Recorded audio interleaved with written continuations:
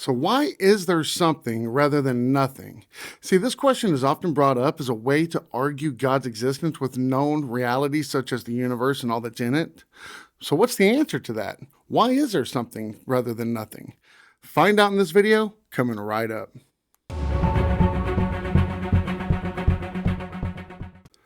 So how many people have actually heard of the contingency argument for God? See, believe it or not, many people do not know about the contingency argument. Although they have never heard of it, they have used it. It's a very basic principle that is just about airtight as you can get, if you ask me. See, the argument is stated like this. Premise one, everything that exists has an explanation for its existence. It's either something external created it, or it's by necessity of its own nature. Now, what do I mean by that? See, if you see a coffee table, for instance, you know that someone, an external force, designed and created it. You wouldn't think that nature just decided it needed a table and created it by itself out of necessity. So now we move on to premise two. Premise two is that the universe does exist. I mean, nobody in their right mind would or could deny that the universe does exist. And now that leads us to premise three. Since the universe does exist, it either had to exist out of necessity from nature or an external force designed and created it.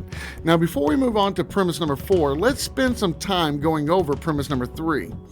So why can't the universe not have come into existence by nature out of necessity? Well, see, the answer is quite simple, because before the universe, there was nothing. Absolutely nothing. Aristotle said that nothing is what rocks dream about.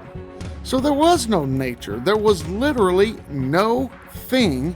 So if no thing was there before the universe, that only leaves one example for the universe, one way for the example to have come into existence, and that's through an external force. Now we go to premise four.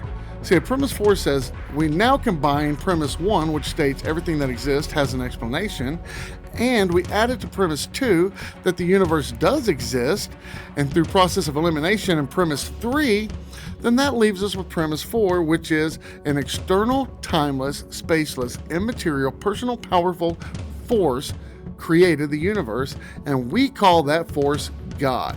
So now, why is that argument airtight? Why do I think it's completely airtight?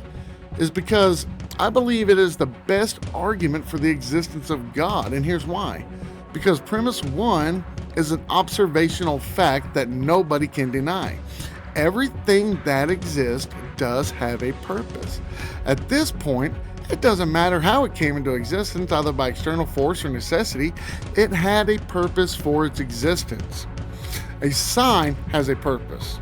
A road has a purpose. People have a purpose, and so on. Premise two, if the universe does exist, therefore the universe has a purpose according to premise one. And since the universe does exist and it does have a purpose, and nothing existed before the universe, that only can conclude that an external force created it. Nobody can refute any of these claims, and if they try to, then it isn't through reasoning or logic, but a personal denial of the existence of God.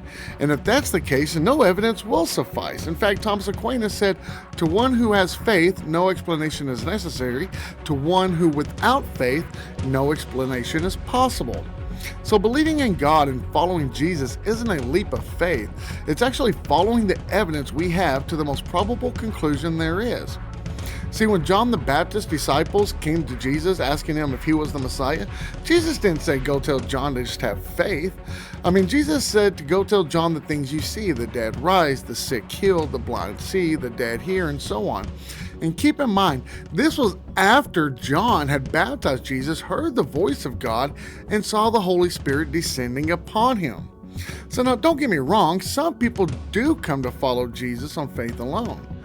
But many don't, and that's okay. And if it's truth they are seeking, then following the evidence isn't hard to do.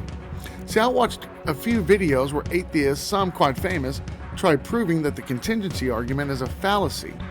but every one of their disputes is a fallacy. They're adding things and they're trying to break down the contingency argument into smaller issues and premises, but that doesn't dispute nor falsify the original argument. The argument is based on philosophical principles, and atheists use philosophy to try and prove science or to prove their hypothesis on there not being a God. But the minute we use the same philosophy as they do and they see that there's no way around it, then automatically they call it a fallacy and that the philosophy used needs to be discarded or degraded to even help fit their agenda or cause. But if this philosophical argument, the contingency argument, isn't accurate or isn't applied properly, then all philosophical arguments are to be dismissed. You have a blessed week. God bless.